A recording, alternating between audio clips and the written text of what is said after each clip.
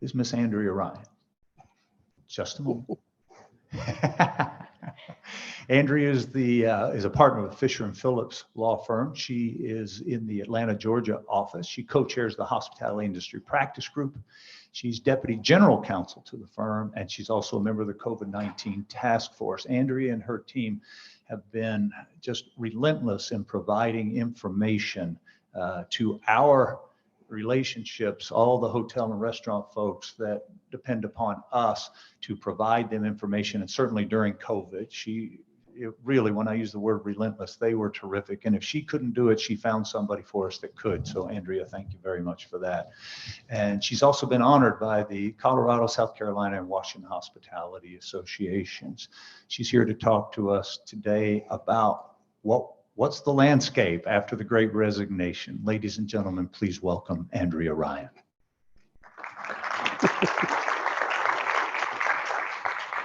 Thank you, Stephen. Good to be back. I'm so happy to see you all in person. I'm echoing what Steve said. I was determined not to talk about COVID. For 2 years, we've been talking about COVID. As Stephen said, I was very proud of our firm. We jumped quickly on this issue and had a team of folks that just put out documents and Q&As and read CDC guidance every night and came up with something in the morning. So very proud of that group, but I'm happy to not be talking about COVID. I am, however, sort of forced to be talking about the aftermath of COVID.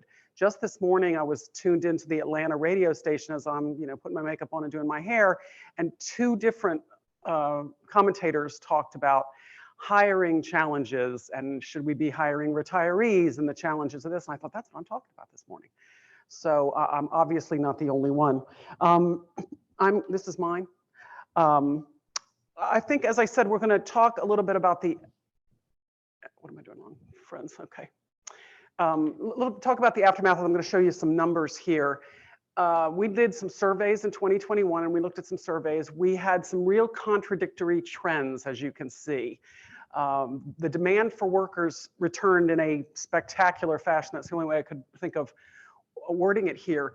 And our industry, or this industry, the hospitality industry, furloughed and laid off employees in record numbers during the COVID pandemic. And they didn't take kindly to it. Our employees that left the industry were very hurt by the fact that they felt very easily sidelined. And so we had this huge increase in demand, and then we had a lot of millions of employees standing on the sidelines trying to figure out if they were going to return to an industry that's very difficult to work in, long hours, felt very underappreciated. And so that tension created obviously not a lack of jobs, but a lack of willing workers. And so now our question is how do we get them back, and how do we retain them once we get them? Many of you, I think, are finding that you're able to attract some folks into the industry. It's the question of whether you can attract some quality folks into the industry.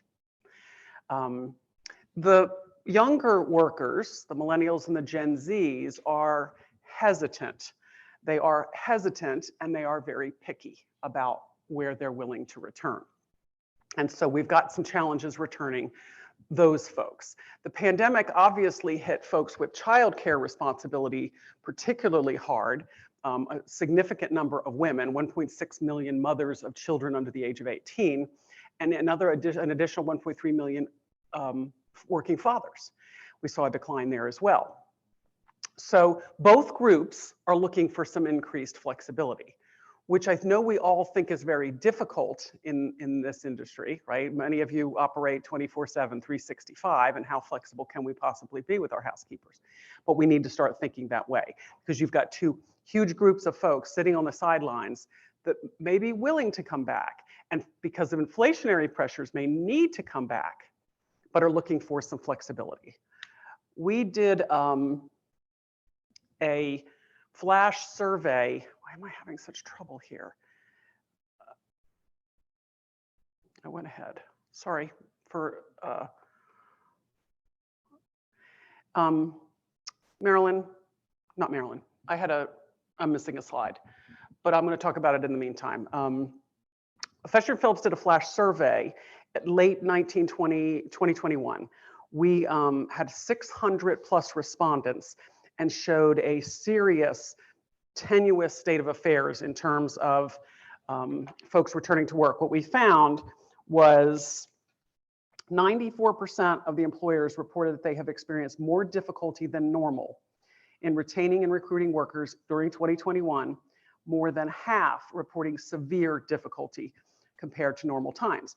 And we looked at the top 7 industries, and hospitality was number 1. 98% of hospitality employers reported that it led the list in those reporting that they were having severe problems bringing folks back.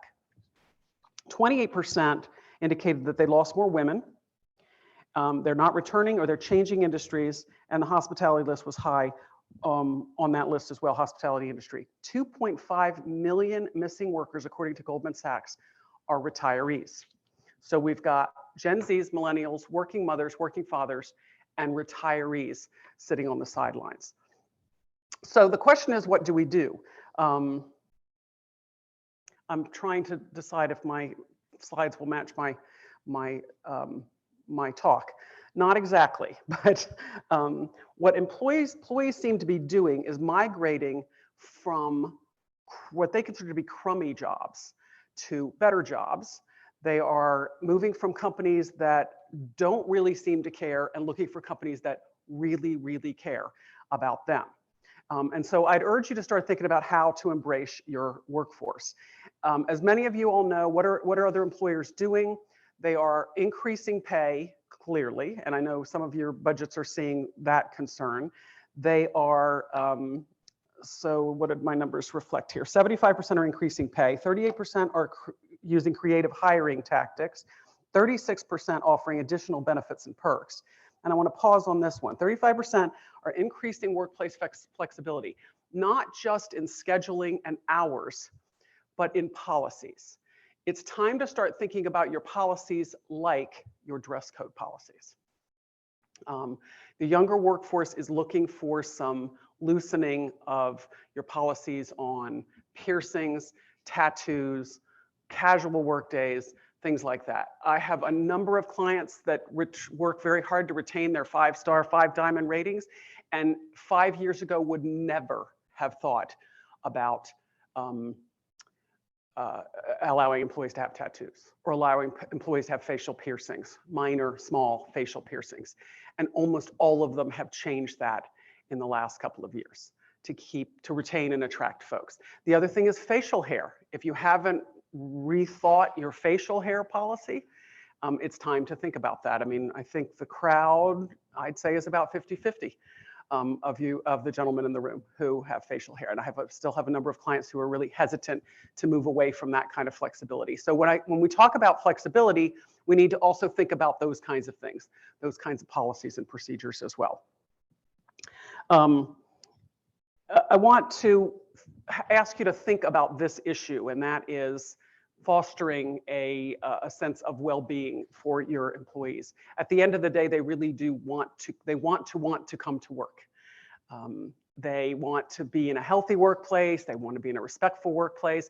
Leading up to about the last 6 months, we thought the younger workforce was intent. They wanted to see people in masks. They wanted to see safety protocols. They wanted to see vaccines, and they're moving away from that. More and more hospitality employers are moving away from the strict mask requirements, and their employees seem to be okay with it, just like we were in the room, within 30 minutes of our arrival here today. We all seem to be okay with it. But consider some unique in-house benefits and some really tangible perks. I mentioned a few here: fitness membership, on-site gym, healthy meals, transportation subsidies, on-site childcare, or potentially subsidies for childcare. Obviously looking to attract some of these folks back into the workplace. Before I go into performance management, I want to talk about recruiting for a moment. You have an excellent opportunity with your summer workforce when it comes to recruiting. Folks, young kids, teens, are being urged to take high-paying jobs. I keep hearing time and time again, if you're looking for a high-paying summer job, now's the time to look. Employers are hiring like crazy. You can go in minimum starting $15 an hour. We never hired 16-year-olds to work at $15 an hour, right? So now we are. And so these are your future full-time employees. Invest in them. Don't look at them as fleeting. Let's make sure, give them work programs around them, give them mentors, set up programs for your summer help, because you want them to come back to you. You want to be their employer of choice. They leave their summer job saying, I hope they hire me full time. We don't usually look at it that way. And so I'd urge you to create a culture for those folks. Now, recruiting, when it comes to recruiting, I think we've got to sort of know our audience as well. If you're not recruiting on social media sites, you need to be. And you also need to be thinking about who you want to attract. Facebook attracts a certain number of age folks, right? And Snapchat and Instagram and YouTube attract a different set of mentality. So start thinking about what you're doing there. The other thing is I'd urge you to do is when you're interviewing, watch your job advertisements. So we can't mention age in a job advertisement. As much as I'm encouraging you to tap these resources, be careful what your job advertisements say and train your interviewers. Make sure your HR team talks, very specifically with your interviewers about what they say, what they ask, and the kinds of questions that they're digging into. And when they're talking about age, length of time they're going to work, childcare responsibilities. I think that's really important. I've talked to a lot of supervisors and managers over the years, and I've told them, is it okay to ask what your childcare arrangements are? And about 50% of them say, yeah, why not? And I said, well, the reason why not is you're unlikely to ask that question of a male applicant. So that's why not. Unless you're going to ask everyone, and I'm not sure it's the right question, then I would shy away from that. I got a job posting, recently had job posting sent to me. I do not think I was the target audience, but I want to read some snippets from you. This is a job advertisement for a legal knowledge management position, so a non-practicing lawyer. Here's what it read. Do you love to work? Are you a skilled lawyer looking to leave billable hours and arguing with opposing counsel behind? Do you crave an opportunity to flex your creative muscles? Do you want to be part of a team where you work well and your work will be valued and you will have an opportunity for growth? We will work with you to help form the job into a role that matches your strengths, giving you room to grow. The attributes needed is you have to have the ability to draft and edit in a compelling way. You have a keen editor's eye, caught the typo in the previous sentence, there was a typo, and you are intensely curious. That's a job advertisement that catches people's eyes, and it's in our field, which is generally pretty boring when it comes to job advertisements. And as I read it, I thought, we can do this in this industry. You've got a story to tell. And I know, industry leaders, AHLA and others are saying, we need to create new careers in hospitality. We need to start by attracting interesting people. So push that down to your HR team, those kinds of potentially creative job postings. The mental health, before I leave the issue of creating well-being, the Mental Health Institute of America said that at any time, 1 in 6 employees will be struggling with their mental health. 83% feel emotionally drained by work. That's a tremendously high number. And another 59% said their supervisor does not provide enough support to help them manage their mental health issues and their work-related stress. So we need to push those tasks, those duties, and that wellness responsibility, far down outside of the HR department and further down into operations. The other thing we need to concentrate on, I think, is performance management here. We talked about recruiting a little bit. We talked about well-being. I think you need to look strategically at what good performance means for every role and start to consider resetting some goals. Many tech companies are moving away from annual performance reviews. Number one, because they don't get done well. They don't get done, and usually they don't get done well, and they're not providing meaningful feedback. So if we look at the tech companies as the front line of worker engagement, then we need to start thinking about doing routine check-ins. Maybe they're monthly. I have a client moving to monthly performance check-ins. So that's great. so long as we do them, because your employees are going to count on them. Employees deserve to have meaningful feedback about their performance. And so we need to systematically build that in. Performance reviews, I had a client call me yesterday and said, we've talked to her about her attendance every year for the last 3 years during her performance review. I said, well, next time you do a performance review, why don't you just say, ditto on your attendance, but, we'll see you next year. Because if, we should be coaching employees during performance reviews. We shouldn't be disciplining or trying to discipline employees. That's not a time to discipline employees. That should be something we do separate from that. We need to coach employees, not judge them.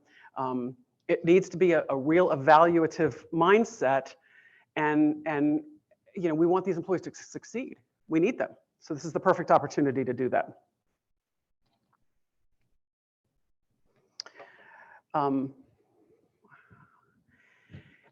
I think it's important to connect employees with leaders in positive settings. And so younger folks, your summer folks, your newly hired employees, connect them with leaders, connect them with not just mentors. We talk about that mentor-mentee program, but if we put employees, a group of new summer workers in your pool or activities area and pair them with a experienced supervisor in food and beverage so that they can get a feel for what the rest of the, what the rest of the operations or what the rest of the property does make really a long way for you. Consider some wellness activities. Yoga, meditation, complimentary meals. We had a firm retreat recently this weekend, and they had, every morning they had a meditation session. I said, I don't think I really want to meditate with my law partners, but each one of the sessions every morning was full. No room to sign up for them. So I seem to be alone in that thought. There was a lot of folks that did want to meditate with their law partner. It might do me some good, maybe, to meditate with my law partners. Consider thinking about flexible and creative scheduling. The industry, I think we've long been plagued with the idea that we know what the shifts look like, we know what a housekeeping shift looks like, and we know what the next shift looks like. I think that split shifts, where you've got maybe a working mother that can come and work from 8 a.m. till noon, and then pick up preschool at noon, and then come back and have a shift that starts from 3 or 4 in the afternoon. It's a little out of sorts for us. It takes a little time and effort, but I think that kind of creative scheduling might be helpful. Unlimited or increased time off. Let me pause on this unlimited time off issue. I think it would be difficult to implement in the industry for hourly employees, but think about it at least for your management staff. When I talk about unlimited time off, we talk about like open PTO program or a flex PTO program where your management level, your exempt staff has some increased flexibility, or the idea that they have an unlimited amount of time off. They don't generally take it. They don't usually take it. And then you certainly can build in some protections for folks that abuse their time off, or for times when you need medical leaves of absence. But consider those kinds of perks. They tend to go a long way. Extended breaks, sabbaticals. Think outside the box on traditional ways of recognizing employees. Sometimes it seems the employee of the month thing seems, it's been an employee of the year, been around for a long time, but employees really do appreciate it. Most surveys indicate they appreciate it. But think about some creative solutions to that as well. Recognition for charitable efforts, recognition for going above and beyond and volunteering in other departments, raising the morale of their team. Certain other areas might be a nice way to recognize employees and recognize them publicly.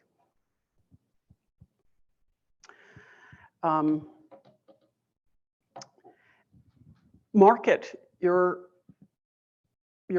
company. You need to position yourself as the employer of choice, particularly with the younger generation. They are looking, they're asking, they're going on Glassdoor regularly. Many of you have called me over the years, can I get bad stuff off of Glassdoor? It's very difficult to get bad stuff off of Glassdoor. So if you can at all. So they do that kind of research for sure. They're looking for employers that are environmentally conscious, that make meaningful statements about social justice issues, even things like the war in Ukraine. They want you as an employer to take a stand on something that's important to them. So be prepared to be a good corporate citizen and put that message out to your employees. So my handful of takeaways on this topic is recruit aggressively, creatively, and strategically. Think about those retirees that are willing to come back to work during these inflationary times, and look really creatively at those young folks. Another pause there. I know Elizabeth's going to talk about some challenges in a moment that we have with folks of younger ages. With alcohol service, I would also urge you to be careful about child labor issues. So hours that they can work are sometimes limited, and the tasks that they can do are sometimes limited. For example, they can't operate a pizza dough machine, and they can't drive cars on a public road, even if they're 17 years old and have a driver's license. So there are some limitations, so we want to be careful about child labor issues with your young hires. Make yourself competitive, stand back, evaluate your culture, see if there's something more you can be doing, and embrace your workforce and their needs. It's time for us to urge folks to come back to this industry. They really did feel like they were very dispensable over the last 2 years, and we need to figure out ways to make them indispensable again. Stephen, Andria, anything from you? That was great. Thank you very much for kicking us off. I have a quick question. Of course, yeah, you can clap if you want. Yeah. Thank you all. Don't let me interrupt applause ever. Andrea, I have a quick question to kick us off. So I'm hearing from some hotel and restaurant people that they don't think they're going to be hiring for a particular position anymore, right? They're not going to hire a front desk agent at a hotel, for instance. They're not going to hire an order taker at a restaurant. They're going to hire an employee. And then when they come to work that day, they're going to need to be cross-trained, but they're going to put them wherever they need them. Can you think about some of the legal challenges that might bring, if any? You know, I think you need to think about how you're going to train. I mean, we've got safety training in all those areas, right? So I don't know that I would, from a practical standpoint, I think you need to be looking at silos, right? Because, you know, front desk and concierge and hostess, and that's a different skill set than food and beverage server, than the back of the house in the culinary department and housekeeping and engineering. So I think we need to think about silos. But I think the biggest concern would be, can you attract somebody with an open-ended, you're going to come to work at our hotel and I don't exactly know what you're going to do. Or you might do a little bit of everything. Is not as attractive as I think we think it is. But I would be mostly concerned about, can we properly train them? And are we facing any potential OSHA or state OSHA concerns with employees that are untrained in certain areas? Yeah, and obviously it clearly makes sense from the employer's perspective, right? Because it's challenging to silo those people anymore, because it is, but Stephen, I think once you've hired a front desk agent, as an example, and you've identified a talent and you've got somebody with good customer service skills that seems to care, that covers shifts, that shows up on time every day. Now we've identified somebody that we reach out to and say, what other areas you're interested in? What can I expose you to? Because I can go find another decent front desk agent, right? I want to see what can we do for you? Yeah. You want to shadow over here for a day, 2 days, a month, that kind of thing. That's what I would be, that's the retention tool that I would be looking at. Yeah, got a question over here. 1 second, David. Andrea, I have a quick survey question for you. Where the hell did they go? Where did those employees go? Nobody's sure. They just fell off the cliff like lemmings. Did they all go to Amazon and Uber Eats drivers? You know, they did find a lot of gig work. I mean, they did find a lot of gig work, and they left the healthcare field as well. I mean, we have nurses leaving the healthcare field in droves, and where are they going? They're teaching. They're not going to do bedside work anymore, right? So we're seeing the same thing. I think it's a very good question. I think there's a lot of people standing on the sidelines, or they're working, 20-hour-a-week jobs, and they're not willing to commit to coming back fully into the industry and taking a full-time shift. Yeah, and a lot of people are waiting for that remote job right? Well, I can do tech work. I can do sales work over the Exactly. phone. I can do call center Yeah. work over the phone. No, I can do a ton of things remotely. yeah, no, our industry's been flipped upside down. There's no question about it. Yeah. And a lot of people, I just saw a study the other day that a lot of people are staying home because their parents have become ill and they become caretakers. So they're having to do that. So that has siphoned off a lot. Carrie Ranson is CEO of HP Hospitality. They have about 30, 35 hotels in their portfolio. I'd like to get Carrie's perspective on hiring today. What's it look like? Can anybody help me? Well, different pockets have been productive or non-productive, depending where we are.